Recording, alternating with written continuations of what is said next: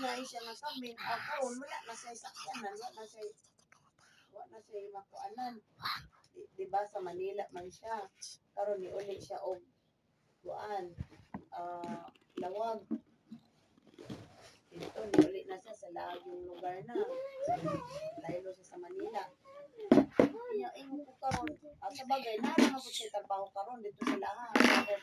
Bago na po, trabaho na po kay tungod na siya grab kay tungod na ng kuan lagi kanang sana kanang yung problema ba nga kuan di na solve na po yung problema kay na-prenda man ang motor.